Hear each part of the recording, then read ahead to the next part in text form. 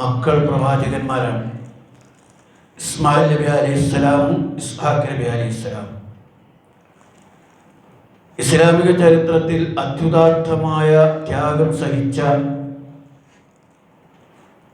ഒരു വനിതയായിരുന്നു ഇബ്രാഹിം നബി അലൈഹിസ്സലാമിൻ്റെ ഭാര്യ ഹാജറ റളിയല്ലാഹു അൻഹ. ഇബ്രാഹിം നബി അലൈഹിസ്സലാമിൻ്റെ മക്കളുടെ കുടുംബങ്ങളും പ്രവാചകത്വ കുടുംബമാണ്. ഇസ്ഹാഖ് നബി അലൈഹിസ്സലാമിൻ്റെ മകനാണ് യാക്കൂബ് നബി അലൈഹിസ്സലാം. അദ്ദേഹത്തിൻ്റെ മകനാണ് യൂസുഫ് നബി അലൈഹിസ്സലാം. അങ്ങനെ അല്ലാഹു തആല ആദരിച്ച ഒരു കുടുംബമായിരുന്നു ഇബ്രാഹിം നബി അലൈഹിസ്സലാമിൻ്റെ കുടുംബം. ഇഹലോകത്തും പരലോകത്തും അല്ലാഹു തആല ഇബ്രാഹിം നബി അലൈഹിസ്സലാമിന് ഉന്നത സ്ഥാനം നൽകി എന്നാണ് ഖുർആൻ പറയുന്നത്. വആതൈനാഹു ഫിദ്ദുന്യാ ഹസന വഇന്നഹു ഫിൽ ആഖിറതി ലമിനസ് സ്വാലിഹീൻ. ഇബ്രാഹിം നബി അലൈഹിസ്സലാമിന് നാം നന്മ, ഇഹലോകത്ത് നന്മ ചെയ്തിരിക്കുന്നു, പരലോകത്താകട്ടെ അദ്ദേഹം സദ്വൃത്തരുടെ കൂട്ടത്തിലായിരിക്കും. ഇഹലോകത്തെ നന്മ ചിലപ്പോൾ ഒരുപാട് ആളുകൾക്ക് ലഭിച്ചെന്ന് വന്നേക്കാം. പക്ഷെ പരലോകത്തും അള്ളാഹു വലിയ നന്മ നൽകിയ വ്യക്തിത്വമായിരുന്നു എന്ന അള്ളാഹു തആല നേരത്തെ പ്രഖ്യാപിച്ച വ്യക്തിത്വമാണ് ഇബ്രാഹിം നബി അലൈഹിസ്സലാം. അതുകൊണ്ടാണ് ഖുർആൻ പറഞ്ഞത് വമൻ യർഅബു അൻ മില്ലത്തി ഇബ്രാഹീമ ഇല്ലാ മൻ സഫിഹ നഫ്സഹു വലഖദ് ഇസ്തഫൈനാഹു ഫിദ്ദുന്യാ വഇന്നഹു ഫിൽ ആഖിറതി ലമിനസ് സ്വാലിഹീൻ. വമൻ യർഅബു അൻ മില്ലത്തി ഇബ്രാഹീം ഇല്ലാ മൻ സഫിഹ നഫ്സഹു. സ്വന്തം ആത്മാവിനെ മൂഢമാക്കിയവനല്ലാതെ മറ്റാരാണ് ഇബ്രാഹിം നബി അലൈഹിസ്സലാമിനോട് അല്ലെ ഇബ്രാഹിം നബി അലൈഹിസ്സലാമിൻ്റെ മാർഗത്തോട് വിമുഖത കാണിക്കുക? ഇബ്രാഹിം നബിയുടെ മില്ലത്തിനോട് വിമുഖത കാണിക്കുക സ്വന്തം ആത്മാവിനെ മൂഢമാക്കിയവൻ മാത്രമാണ്. കാരണം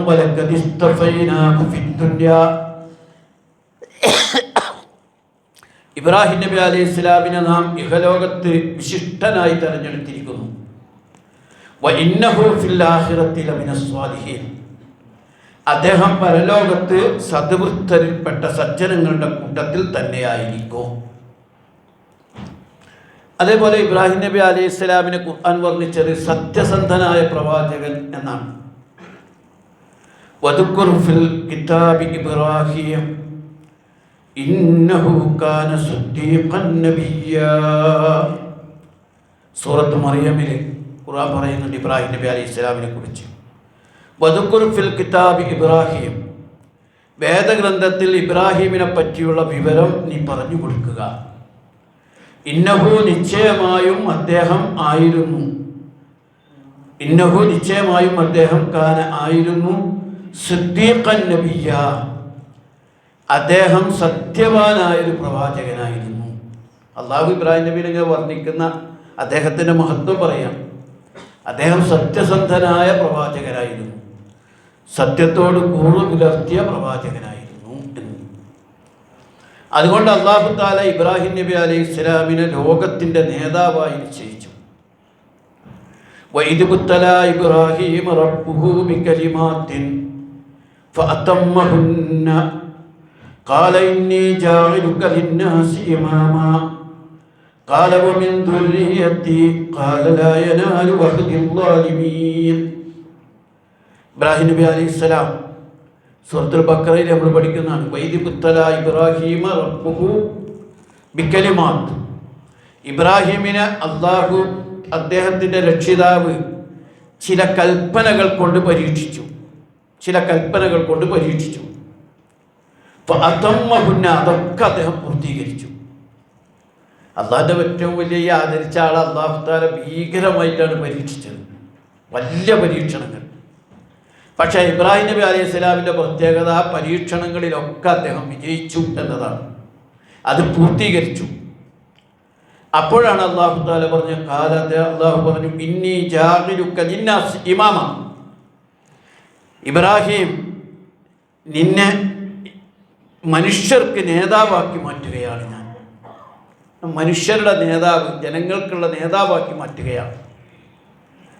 കാല അപ്പം അദ്ദേഹം പറഞ്ഞു ഒമിൻ ദുരിയത്തി, എൻ്റെ സന്തതികളെയും ആക്കണേ. കാല അപ്പം അല്ലാഹു തആല പറഞ്ഞു ലാ യനാലു അഹദിൽ ളാലിമീൻ, നിശ്ചയം അതിക്രമകാരികൾക്ക് ഇത് ബാധകമാവുകയില്ല. ഇബ്രാഹിം നബി അലൈഹി സ്വലാം അള്ളാഹിൻ്റെ ഏറ്റവും അടുത്ത ആളായിട്ടും നമുക്കൊക്കെ ചിന്തിക്കാൻ കഴിയാത്ത പരീക്ഷണങ്ങളാണ് അദ്ദേഹത്തിന് വന്നത്. അദ്ദേഹത്തിൻ്റെ കുടുംബം പ്രതികൂല സാഹചര്യത്തിലായിരുന്നു, നാട്ടുകാർ പ്രതികൂല സാഹചര്യത്തിലായിരുന്നു. അവരോടൊക്കെ അന്തരാടി അദ്ദേഹത്തെ അവസാനം അഗ്നികുണ്ഡത്തിൽ എറിയപ്പെടുന്നു. അവിടെയും പതറാതെ ഈമാനിൽ ഉറച്ചു നിൽക്കുന്നു. വാർദ്ധക്യമേറെ എത്തിയിട്ടും അല്ലാഹു തആല ഒരു കുഞ്ഞിനെ കൊടുക്കുന്നില്ല. ദുആ ചെയ്ത അവസാനം അദ്ദേഹത്തിന് ഒരു കുഞ്ഞിനെ അല്ലാഹു നൽകുന്നു. റബ്ബി ഹബ്ലി മിനസ് സ്വാലിഹീൻ എന്നൊക്കെ പറയാം. അപ്പോഴാണ് ഫബശ്ശർനാഹു ബിഗുലാമിൻ അലീം, ക്ഷമാശീലനായ ഒരു കുഞ്ഞിനെ അല്ലാഹു സന്തോഷ വാർത്ത അറിയിച്ചു. ഇതൊക്കെ കഴിഞ്ഞ് അല്ലാഹു തആല ഇബ്രാഹിം നബിയോട് പറയുന്നത് കുടുംബത്തെ മക്കയിൽ കൊണ്ടുവന്ന് ആക്കണമെന്നാണ്. അന്ന് മക്കയിൽ ജനവാസമൊന്നുമില്ലാത്ത ഊഷരമായ ഒരു സ്ഥലമാണ്. പക്ഷെ അള്ളാഹിൻ്റെ കൽപ്പന പാലിച്ച് ഒന്നും നോക്കാതെ കുടുംബത്തെ അവിടെ കൊണ്ടുവന്നാക്കി അദ്ദേഹം പോവുകയാണ്. അദ്ദേഹം പോകുമ്പോൾ പ്രാർത്ഥിക്കുന്ന ആ പ്രാർത്ഥന തന്നെ വളരെ പ്രധാനമാണ്. റബ്ബനാ ഇന്നി അസ്കൻതു മിൻ ദുർരിയത്തി ബിവാദിൻ ഗൈറ ദീ സർഇൻ ഇൻദ ബൈതിക്കൽ മുഹറം റബ്ബനാ ലിയുഖീമുസ് സ്വലാത്ത വജഅൽ അഫ്ഇദത്തൻ മിനൻ നാസി തഹ്വി ഇലൈഹിം വർസുഖ്ഹും മിനസ് സമറാത്തി ലഅല്ലഹും യഷ്കുറൂൻ. പടച്ചോനെ, എൻ്റെ കുടുംബത്തെ ഒരു കൃഷിയോ ആളോ ഒന്നും ഇല്ലാത്തൊരു പ്രദേശത്ത് ഞാനിവിടെ കൊണ്ടുവന്നാക്കുകയാണ്. ജനങ്ങൾക്ക് അവരോട് സ്നേഹം തോന്നിപ്പിക്കണം, അവർക്ക് അന്നം കൊടുക്കണേ എന്ന് ദുആ ചെയ്യാം. കുടുംബത്തെ അവിടെ കൊണ്ടുവന്ന് ആക്കുമ്പോൾ ഹജറ റളിയല്ലാഹു അൻഹ ചോദിക്കുന്നുണ്ട്, ഇത് അല്ലാഹ് കൽപ്പിച്ചിട്ടാണോ? അതെ. ആ പരീക്ഷണത്തിൽ ഇബ്രാഹിം നബി അലൈഹി സ്വലാം വിജയിച്ചു. പിന്നീട് ഇബ്രാഹിം നബി അലൈഹി സ്വലാമിന് കുഞ്ഞുണ്ടായി. ആ കുഞ്ഞ് അദ്ദേഹത്തോടൊപ്പം ഓടിച്ചാടി നടക്കുന്ന പ്രായത്തിൽ അപ്പോഴാണ് അള്ളാഹ് അദ്ദേഹത്തിനോട് കൽപ്പിക്കുന്നത് ആ കുഞ്ഞിനെ അള്ളാഹുവിൻ്റെ മാർഗത്തിൽ ബലിയർക്കണം. യാ ബുനയ്യ ഇന്നി അറാഫിൽ മനാമി അന്നി അദ്ബഹുക ഫൻദുർ മാദാ തറാ, നിന്നെ അള്ളാഹുവിൻ്റെ മാർഗത്തിൽ ബലിയർക്കണമെന്ന് ഞാൻ കൽപ്പിക്കപ്പെട്ടിരിക്കുന്നു. എന്താ എൻ്റെ അഭിപ്രായം? ഇസ്മായിൽ എന്ന് പറയുന്ന കുട്ടി പറയാണ് യാ അബത്തി ഫഅൽ മാ തുഅ്മർ സതജിദുനി ഇൻഷാ അല്ലാഹു മിനസ് സാബിരീൻ. വാപ്പ എന്താണ് അള്ളാഹ് കൽപ്പിച്ചത് താങ്കൾ പ്രവർത്തിച്ചു. അങ്ങനെ ഫലമ്മാ അസ്ലമാ വതല്ലഹു ലിൽ ജബീൻ, ആ കുഞ്ഞിനെ അറുക്കാൻ വേണ്ടി എല്ലായി അറുത്ത പോലെ ആയപ്പോഴാണ് അല്ലാഹു തആല വനാദൈനാഹു യാ ഇബ്രാഹിം ഖദ് സദ്ദഖ്ത റുഅ്യ ഇന്നാ കദാലിക നജ്സിൽ മുഹ്സിനീൻ, താങ്കൾ ആ കൽപ്പന പാലിച്ചിരിക്കുന്നു, ആ സ്വപ്നം സാക്ഷാത്കരിച്ചിരിക്കുന്നു. അപ്പം എന്ന് പറഞ്ഞാൽ അള്ളാഹ് ഇത്രയും മഹത്വം നൽകുമ്പോൾ ഇബ്രാഹിം നബി അലൈഹി സ്വലാമിനെ ചില കാര്യങ്ങളിട്ട് പരീക്ഷിക്കുകയാണ്. ആ പരീക്ഷയിൽ വിജയിച്ചപ്പോഴാണ് അല്ലാഹു തആല അദ്ദേഹത്തെ ജനങ്ങൾക്ക് ഞാൻ നിന്നെ നേതാവായി നൽകിയിരിക്കുന്നു. പക്ഷെ അപ്പോൾ അദ്ദേഹം പറഞ്ഞത് എൻ്റെ മക്കളെയും എൻ്റെ സന്തതികളെയും അങ്ങനെ ആക്കണേ. പക്ഷെ അല്ലാഹു പറഞ്ഞു കാലലാ യനാലു അഹദിൽ ളാലിമീൻ, അക്രമികൾക്ക് ഈ നേതൃത്വ പദവി ബാധകമാകില്ല. പിന്നീട് അദ്ദേഹത്തിന് നല്ല മക്കൾക്കൊക്കെ നേതൃത്വം നൽകി എന്ന് നമുക്ക് കാണാൻ സാധിക്കും. ഇബ്രാഹിം നബി അലൈഹി സ്വലാമിൻ്റെ മറ്റൊരു മഹത്വം അല്ലാഹു തആല അദ്ദേഹത്തെ കൂട്ടുകാരനായി സ്വീകരിച്ചു എന്നുള്ളതാണ്. അപൂർവമായൊരു ബഹുമതിയായിരുന്നു അത്. വമൻ അഹ്സനു ദീനം മിമ്മൻ അസ്ലമ വജ്ഹഹു ലില്ലാഹി വഹുവ മുഹ്സിനുൻ വത്തബഅ മില്ലത ഇബ്രാഹീമ ഹനീഫാ വത്തഖദല്ലാഹു ഇബ്രാഹീമ ഖലീലാ. ഖുർആൻ പറയാണ്, സൂറത്ത് നിസായിൽ കാണാൻ കഴിയും. സദവൃത്തനായിക്കൊണ്ട് തൻ്റെ മുഖത്തെ അള്ളാഹുവിന് കീഴ്പ്പെടുത്തുകയും നേർമാർഗത്തിൽ ഉറച്ചു നിന്നുകൊണ്ട് ഇബ്രാഹിമിൻ്റെ മാർഗത്തെ പിന്തുടരുകയും ചെയ്തവനേക്കാൾ ഉത്തമ മതക്കാരൻ, ഉത്തമമായ ദീനിനെ സ്വീകരിച്ചവനാര്? അള്ളാഹ്ക്കെല്ലാം സമർപ്പിച്ചവനേക്കാൾ ഉത്തമനാര്? കാരണം ആ ഇബ്രാഹീമിനെ അല്ലാഹു തആല വത്തഖദല്ലാഹു ഇബ്രാഹീമ ഖലീലാ, ഇബ്രാഹിമിനെ അല്ലാഹു ആത്മമിത്രമായി സ്വീകരിച്ചു എന്നാണ് ഖുർആൻ പറയുന്നത്. അങ്ങനെ ഒരു പദവി, എൻ്റെ ആത്മമിത്രം എന്നൊരു മഹത്തായ പദവി ഇബ്രാഹിം നബി അലൈഹി സ്വലാമിന് കിട്ടി എന്നാണ് ഖുർആൻ വിശദീകരിക്കുന്നത്. കാരണം അദ്ദേഹത്തിൻ്റെ പ്രവർത്തനം ലോകത്തിന് മാതൃകയാണ്. ഏത് സമൂഹത്തിനും, ഇപ്പോൾ സെമിറ്റിക് മതങ്ങളൊക്കെയും ലോകത്തിലെ ഏറ്റവും പ്രധാനപ്പെട്ട 3 സെമിറ്റിക് മതങ്ങളും ഇബ്രാഹിം നബി അലൈഹി ഇസ്ലാമിനെ അംഗീകരിക്കുന്നവരാണ്. ക്രിസ്ത്യാനികളും യഹൂദന്മാരും മുസ്ലിമീങ്ങളും. അവരുടെയൊക്കെ നേതാവാണ് ഇബ്രാഹിം നബി അലൈഹി ഇസ്ലാം. അവരെല്ലാവരും അംഗീകരിക്കുന്ന മഹാനാണ് ഇബ്രാഹിം നബി അലൈഹി ഇസ്ലാം. ഖദ് കാനത് ലക്കും ഉസ്വത്തുൻ ഹസനത്തുൻ ഫീ ഇബ്രാഹീമ വല്ലദീന മഅഹു ഇദ് ഖാലൂ ലിഖൗമിഹിം ഇന്നാ ബുറാഉ മിൻകും വമിമ്മാ തഅബുദൂന മിൻ ദൂനില്ലാഹ് എന്ന് പറഞ്ഞുകൊണ്ട് ഖുർആൻ ആ കാര്യം വിശദീകരിക്കുന്നുണ്ട്. ഇബ്രാഹീമിൻ്റെ ആ കാര്യത്തിൽ നിങ്ങൾ ശരിക്കും അള്ളാഹുവിൻ്റെ, അതായത് നിങ്ങൾക്ക് ഇബ്രാഹീമിനും അദ്ദേഹത്തിൻ്റെ കൂടെയുള്ളവരിലും ഉത്തമമായ മാതൃകയുണ്ട്. എല്ലാം നല്ല മാതൃക. എങ്ങനെ അള്ളാഹിൻ്റെ അടുത്ത അടിമയാകാം, അള്ളാഹ്ക്ക് ഇഷ്ടപ്പെട്ട ദാസനാകാം എന്നുള്ളതിന് ഏറ്റവും നല്ല മാതൃക ഇബ്രാഹിം നബി അലൈഹി സ്വലാമിൻ്റെതാണ്. ആ ഇബ്രാഹിം നബി അലൈഹി സ്വലാമിൻ്റെ മാതൃക സ്വീകരിക്കാൻ ഖുർആൻ ആവശ്യപ്പെടുന്നുണ്ട്. മറ്റൊന്ന്, അള്ളാഹുവിന് സമ്പൂർണ്ണമായി കീഴ്പ്പെട്ടു എന്നതാണ് ഇബ്രാഹിം നബി അലൈഹി സ്വലാമിൻ്റെ മറ്റൊരു പ്രത്യേകത. അള്ളാഹ് പറഞ്ഞതിനിങ്ങനെ കുറച്ചൊക്കെ സ്വീകരിക്കാന്നല്ല, അള്ളാഹു തആല എന്തെങ്കിലും കൽപ്പിച്ചോ അതങ്ങനെ തന്നെ അങ്ങ് സ്വീകരിക്കുക എന്നുള്ളതായിരുന്നു ഇബ്രാഹിം നബി അലൈഹി സ്വലാമിൻ്റെ പ്രത്യേകത. ഇന്ന ഇബ്രാഹീമ കാന ഉമ്മത്തൻ ഖാനിതൻ ലില്ലാഹി ഹനീഫ വലം യകു മിനൽ മുശ്രിക്കീൻ. ഇബ്രാഹിം അള്ളാഹുവിന് കീഴ്പ്പെട്ട് ജീവിക്കുന്ന, നേർവഴിയിൽ നിന്ന് വ്യതിചലിക്കാതെ നിലകൊള്ളുന്ന ഒരു സമുദായം തന്നെയായിരുന്നു. കാന ഉമ്മത്തൻ എന്നാണ് വിശദീകരിച്ചത്. അദ്ദേഹം ഒരു സമുദായമായിരുന്നു. ഇതിനെക്കുറിച്ച് 2-3 വിശദീകരണങ്ങൾ പറയാം. ഒന്ന്, അദ്ദേഹം ഉമ്മത്ത് എന്ന് പറഞ്ഞാൽ അവിടെ നേതാവ് എന്ന അർത്ഥത്തിലാണ്. മറ്റൊന്ന്, ഒരു ഉമ്മത്ത് ചെയ്യേണ്ട ദൗത്യം മുഴുവൻ ഏറ്റെടുത്ത പ്രവാചകനായിരുന്നു ഇബ്രാഹിം നബി അലൈഹി ഇസ്ലാം. എല്ലാവർക്കും ഒരു ഉമ്മത്ത് എന്ന് പറയുന്നതിന് സമുദായം എന്ന അർത്ഥം നൽകിയതുപോലെ തന്നെ മാതൃകയാണ്. എല്ലാ ജനങ്ങൾക്കും, എല്ലാ ജനവിഭാഗങ്ങൾക്കും മാതൃകയാണ് ഇബ്രാഹിം നബി അലൈഹി ഇസ്ലാം എന്നതാണ്. അതുകൊണ്ട് ഇത് കാല ലഹു റബ്ബുഹു അസ്ലിം ഖാല അസ്ലംതു ലിറബ്ബിൽ ആലമീൻ. അല്ലാഹ് ഇബ്രാഹിം നബിയോട് പറഞ്ഞു, നീ അല്ലാഹ്ക്ക് കീഴ്പ്പെടുക. ഇബ്രാഹിം നബി അലൈഹി സ്വലാം പറഞ്ഞു, ഞാനിതാ ലോകരക്ഷിതാവായ അല്ലാഹ്ക്ക് പൂർണ്ണമായി കീഴ്പ്പെട്ടിരിക്കുന്നു. ശരിക്കും നമ്മൾ അല്ലാഹ്നെങ്ങനെ എന്തോ കുറച്ച് അനുസരിച്ച് അംഗീകരിച്ച് ജീവിക്കുകയല്ല, അല്ലാഹ്ക്ക് അങ്ങോട്ട് വിധേയപ്പെടുകയാണ് വേണ്ടത്. അവനെയാണ് മുസ്ലിം എന്ന് പറയാം. അല്ലാഹ് എന്ത് കൽപ്പിച്ചോ ഞാനിതാ അല്ലാഹ്ക്ക് കീഴ്പ്പെട്ടിരിക്കുന്നു, അള്ളാഹുവിൻ്റെ കൽപ്പനകളെ ഞാനിതാ പൂർണ്ണമായി സ്വീകരിച്ചിരിക്കുന്നു. അതാണ് അസ്ലംതു ലിറബ്ബിൽ ആലമീൻ എന്ന് പഠിപ്പിച്ചത്. ഇബ്രാഹിം നബി അലൈഹി സ്വലാമിൻ്റെ മറ്റൊരു പ്രത്യേകത, അദ്ദേഹത്തിന് സഹനശീലം ഉണ്ടായിരുന്നു.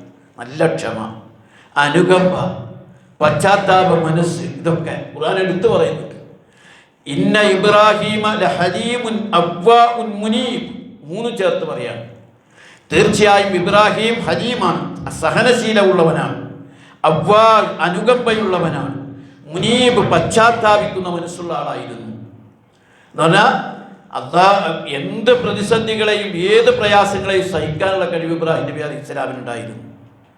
അദ്ദേഹം ഏറെ അനുകമ്പയുള്ള ആളായിരുന്നു.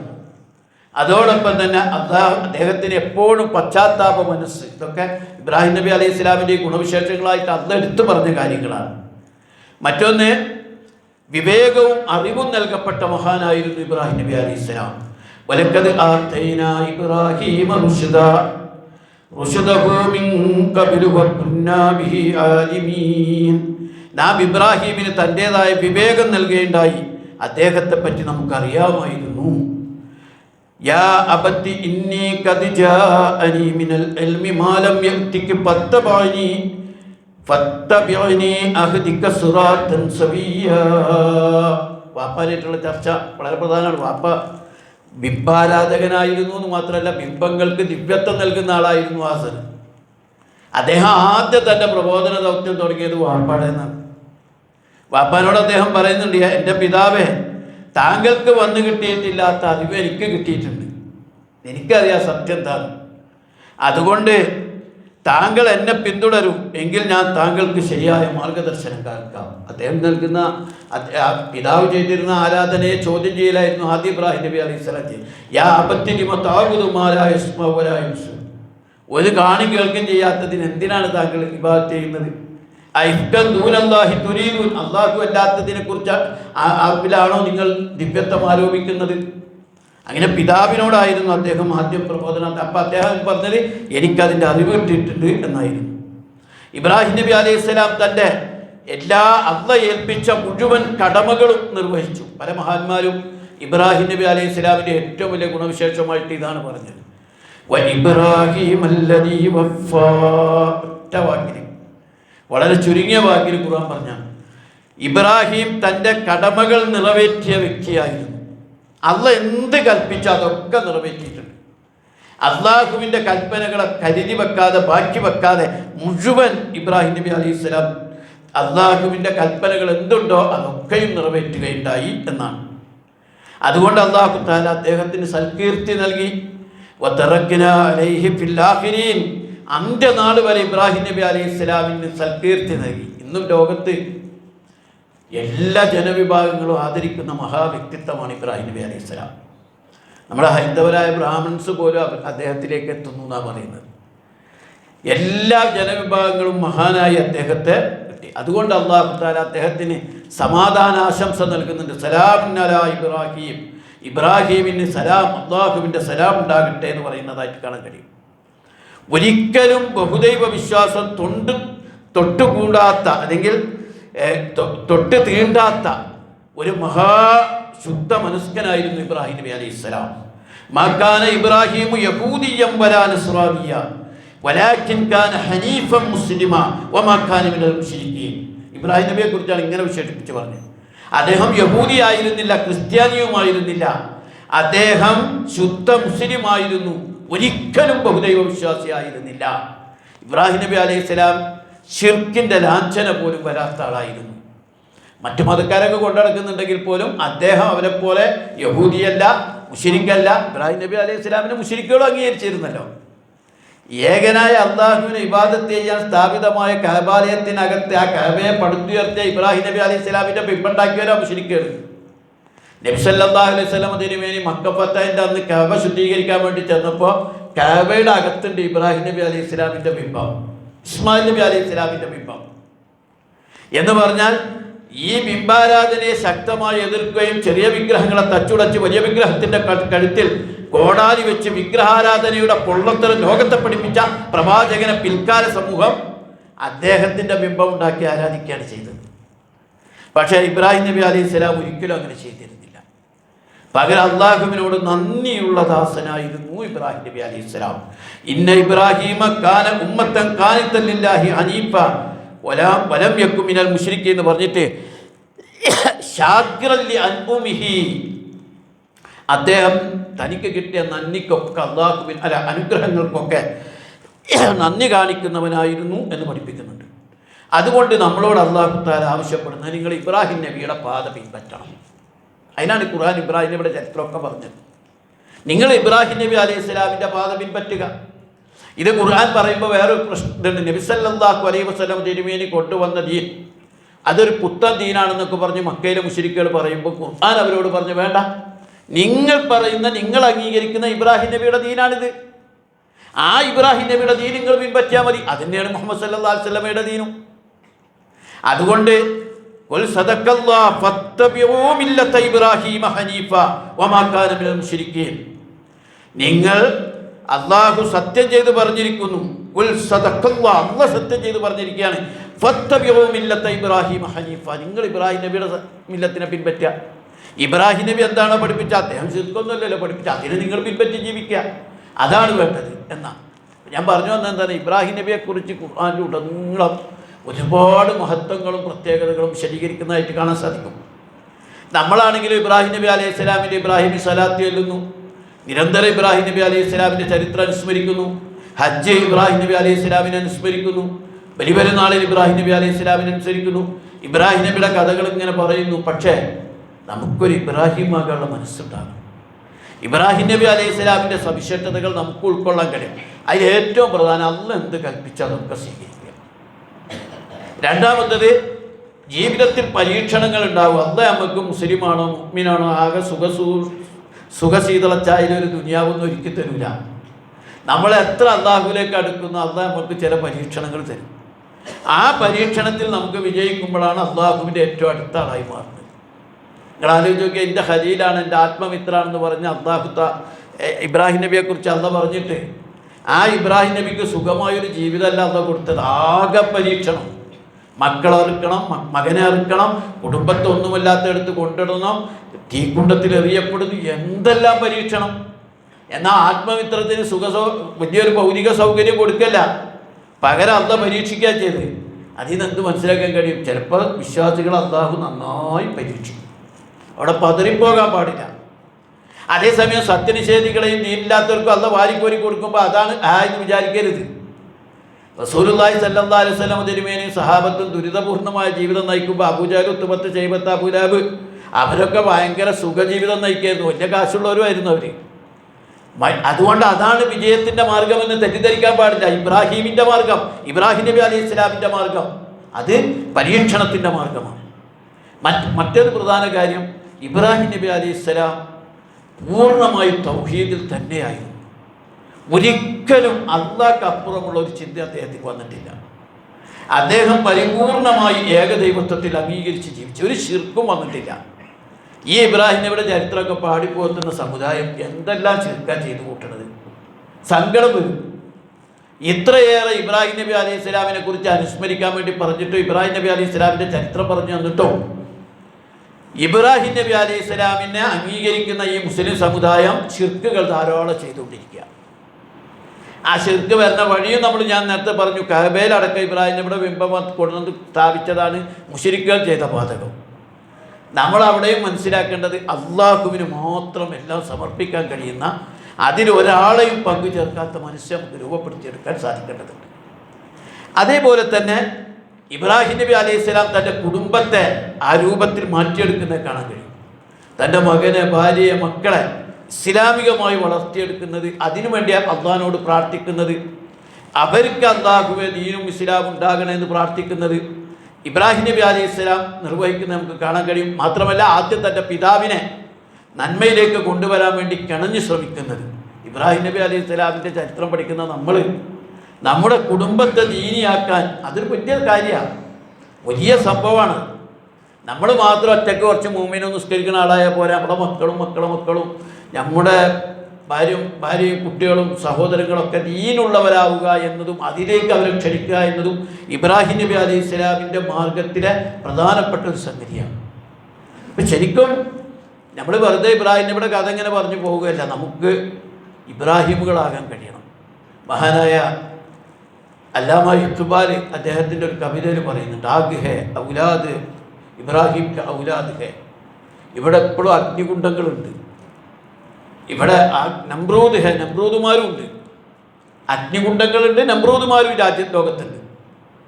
ഇബ്രാഹിം ഔലാദ്, ഇബ്രാഹിമിൻ്റെ മക്കളുണ്ട്.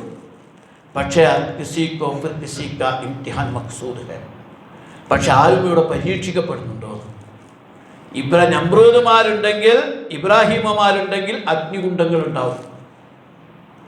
അഗ്നികുണ്ഡങ്ങളെ പ്രതീക്ഷിക്കണം ഇബ്രാഹിമുമാർ. കാരണം നമ്രൂദുമാർ അഗ്നികുണ്ഡങ്ങൾ ഒരുക്കും.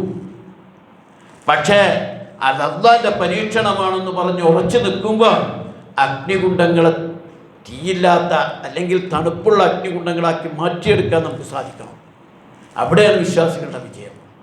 നമ്മളിപ്പോൾ പുതിയ ലോകത്ത് വളരെ ശക്തമായി, വളരെ ഗൗരവപൂർവ്വം ഇസ്ലാം വിരുദ്ധമായ നിലപാടുകൾ ഇങ്ങനെ വർദ്ധിച്ചുകൊണ്ടിരിക്കുകയാണ്. ഇസ്ലാമിക ഐഡൻറ്റിറ്റിയെ എങ്ങനെയെങ്കിലും ഇല്ലാതാക്കാൻ, മുസ്ലിങ്ങളെ പൂർണ്ണമായി ഇല്ലാതാക്കാൻ കേരളത്തിൽ പോലും പരിശ്രമിച്ചുകൊണ്ടിരിക്കുകയാണ്. മുസ്ലിങ്ങൾ ഇവിടെ ഏതാണ്ട് 30%. ഇനിയിപ്പോൾ പുതിയ കണക്ക് വന്നാൽ ഞാൻ ചോദിക്കുന്നത് ഏറ്റവും വലിയ കമ്മ്യൂണിറ്റി കേരളത്തിൽ മുസ്ലിങ്ങളായിരിക്കും. പക്ഷെ മുസ്ലിമിനൊന്നും കിട്ടാൻ പാടില്ല, മുസ്ലിമൊന്നും വരാൻ പാടില്ല. അവർ 8% നായർ സമൂഹത്തിന് എത്ര തുടർച്ചയായി മുഖ്യമന്ത്രിയാകെ ഏത് പദവിയിലൊക്കെ എവിടെയെത്താം. മുസ്ലിമിന് വിദ്യാഭ്യാസം കൊടുക്കാൻ പാടില്ല, തൊടാൻ പാടില്ല, അവർ മുസ്ലിമാണെങ്കിൽ അത് ചെയ്യാൻ പാടില്ല. ആകെ ഇസ്ലാമോഫോബിയ വടക്കേന്ത്യയിലെ വർത്താനല്ല, കേരളത്തിൽ നമ്മുടെ നാട്ടിൽ ഭീകരമായ ഇസ്ലാമോഫോബിയ പരത്തിക്കൊണ്ടിരിക്കുകയാണ്. മുസ്ലിങ്ങളെന്തോ ഭീകരന്മാർ. അവരേത് സമയത്തും ഈ ആരോ പറഞ്ഞ പോലെ 24 മണിക്കൂറും കേരളത്തിലെ ഇന്ത്യയിലെ മുസ്ലിങ്ങൾ ഞാൻ മതേതരനാണെന്ന് ഇങ്ങനെ പറഞ്ഞുകൊണ്ടിരിക്കണം. അയ്യോ ഞാൻ മതേതരനാണ് എന്ന് പറയേണ്ട അവസ്ഥ വന്നുകൊണ്ടിരിക്കുകയാണ്. പുതിയ മാറ്റങ്ങൾ വരികയാണ്. അള്ള പരീക്ഷിച്ചോളണം, പരീക്ഷിക്കാതിരിക്കില്ല. അപ്പോൾ പരീക്ഷ എന്ന് വന്നേക്കും. അവിടെ പതറിപ്പോകുന്നുണ്ടോ എന്ന് നമ്മൾ നോക്കണം. മതത്തെ പേടിച്ചും മതപരമായ മൂല്യങ്ങൾ സ്വീകരിച്ചാൽ എന്തെങ്കിലുമൊക്കെ ആകുമെന്ന് പേടിച്ച് അഴകുഴമ്പ സമീപനം സ്വീകരിക്കുന്നവരാരും അള്ളാഹുത്താല സ്വീകരിക്കും, അള്ളാഹുത്താല പരിശോധിക്കും. ഞാൻ എൻ്റെ മതേതരത്വം തെളിയിക്കട്ടെ എന്ന് കരുതി മതത്തിൻ്റെ വാലൊന്നും വേണ്ടാന്ന് വെക്കുന്ന, മതത്തിൻ്റെ ചിഹ്നങ്ങളൊന്നും വേണ്ടെന്ന് വെക്കുന്ന പുതിയ തലമുറ രൂപപ്പെട്ടു വരും, പുതിയ ആളുകൾ രൂപപ്പെട്ടു വരുന്നുണ്ട്. കാരണം ഞാനൊരു മുസ്ലിമാണെന്ന് തെളിയുന്നത് ഇപ്പോഴത്തെ കാലത്ത് ശരിയല്ല. അതുകൊണ്ട് എനിക്ക് മുസ്ലിമിൻ്റെ ഐഡൻറ്റിറ്റി ഒന്നും വേണ്ട. ഞാനൊരു മതേതര മുസ്ലിം അഥവാ ദീനില്ലാത്ത മുസ്ലിം ആകലാണ് എനിക്ക് ഏറ്റവും നല്ലത്. ദീനില്ലാത്ത മുസ്ലിമിനൂടെ ഗതികേടാണ്. ദീനില്ലാത്ത മുസ്ലിമീങ്ങളെപ്പോലും വലിയ സിനിമാ സ്റ്റാറുകളെ തുണി മുഴുവൻ അഴിപ്പിച്ച് പരിശോധിക്കുന്നില്ലേ? അവരെ ഓരോരുത്തരെയും ദീനെന്നെ വേണ്ടാന്ന് വെച്ചോനെ അവസാനം മുസ്ലിം ജാതിയുടെ പേര് പറഞ്ഞ് അവരെ കൊടുക്കുന്നുണ്ട്. അപ്പോൾ അതിനൊക്കെ അപ്പുറം ആ പരീക്ഷണങ്ങളിൽ ഏത് പ്രതികൂല സാഹചര്യത്തിലും ഇസ്ലാമിൻ്റെ പക്ഷത്ത് ഉറച്ചു നിൽക്കാനുള്ള തീരുമാനങ്ങൾ എടുക്കലാണ് യഥാർത്ഥത്തിൽ ഇബ്രാഹിം നബി അലൈഹി സ്വലാമിൻ്റെ മില്ലത്തിനെ പിൻപറ്റുന്ന ആളുകളെന്ന നിലക്ക് നമ്മൾ ചെയ്യേണ്ടത്. സൂറത്ത് ശുആറയിൽ ഇത്രയും പദവി കിട്ടിയ ഇബ്രാഹിം നബി അലൈഹി സ്വലാം അദ്ദേഹത്തിൻ്റെ ഒരു പ്രാർത്ഥന കൊടുക്കുന്നുണ്ട്. അത് നമ്മളെ ഇരുത്തി ചിന്തിപ്പിക്കേണ്ട ഒരു പ്രാർത്ഥനയാണ്. ഇത്രയും മഹാനാണ്, ഇത്രയും വലിയ ആളാണ്. എന്നിട്ട് അല്ലാഹു തആലയോട് അദ്ദേഹം പ്രാർത്ഥിക്കുന്നത് വലാ തുഹ്സിനി യൗമ യുബ്അസൂൻ, അല്ലാഹുവേ പുനരുദ്ധാന നാളിൽ എന്നെ നീ വഷളാക്കരുതേ, നാണം കെടുത്തരുതേ. ഖിയാമത്ത് നാളിൽ പരലോകത്ത് എന്നെ നീ നാണം കെടുത്തിക്കളയരുതേ. യൗമ ലാ യൻഫഉ മാലും വലാ ബനൂൻ, ഒരു സമ്പത്തും സന്താനങ്ങളും ഉപകരിക്കാത്ത ഒരു ദിവസം. ഇബ്രാഹിം നബിയുടെ ഭാര്യ ഉഷാറാണ്, മക്കളും കുട്ടികളൊക്കെ ഉഷാറാ. പക്ഷെ ആരും ഉപകരിക്കാത്ത ആ ദിവസം, പടച്ചോനെ ആ ഖിയാമത്ത് പരലോക ദിവസത്തിൽ എന്നെ നീ നാണം കെടുത്തിക്കളയരുതേ, വഷളാക്കി കളയരുതേ.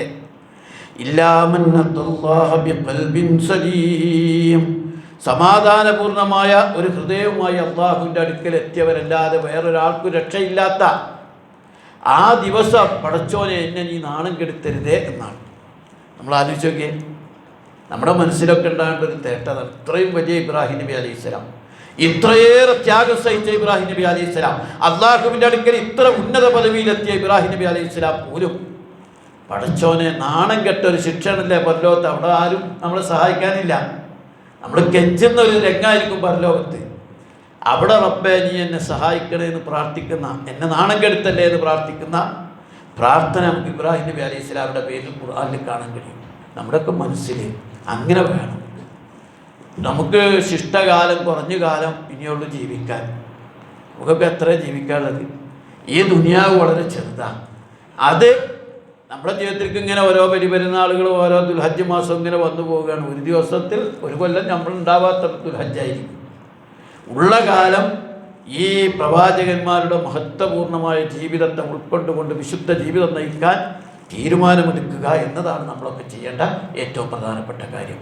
അല്ലാഹു സുബ്ഹാനഹു വ തആല മഹാനായ ഇബ്രാഹിം നബി അലൈഹി സ്വലാമിൻ്റെയും പ്രവാചകന്മാരുടെയും ജീവിത മാതൃക പിൻപറ്റിക്കൊണ്ട്, അദ്ദേഹത്തിൻ്റെ മില്ലത്തിനെ പിൻപറ്റിക്കൊണ്ട് ജീവിക്കുന്ന സത്യവിശ്വാസികളുടെ കൂട്ടത്തിൽ നമ്മളെ ഉൾപ്പെടുത്തി അനുഗ്രഹിക്കുമാറാകട്ടെ. ഖൗലി ഹാദാ അസ്തഗ്ഫിറുല്ലാഹി ലി വലക്കും.